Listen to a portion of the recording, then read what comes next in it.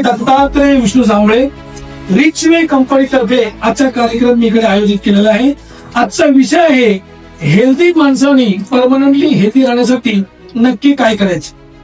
सुदृढ माणसांनी निरोगी माणसांनी परमनंटली निरोगी राहण्यासाठी नक्की काय करायचं.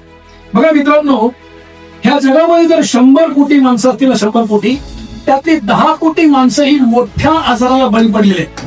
मोठा आजार म्हणजे डायबिटीस म्हणा, बीपी म्हणा, पार्किन्सन म्हणा, कॅन्सर म्हणा, अशा मोठ्या आजाराला 10% लोक बळी पडलेले. त्यांना ठीक करण्यासाठी डॉक्टर आहे, परंतु सुदैवाने 90% माणसं अजून सुद्धा हेल्दी आहे.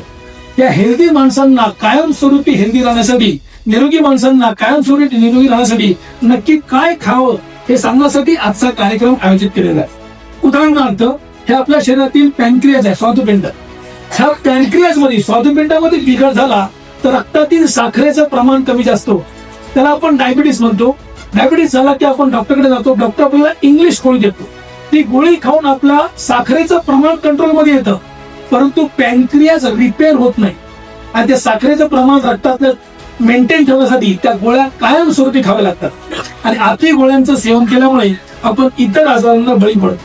सुदैवाने तुमच्यापैकी कोणी अजून डायबिटीस पेशंट झालेला नाहीये आणि तो भविष्यात होऊच नये म्हणून काय खाल्लं पाहिजे हे सांगण्यासाठी मी आज इकडे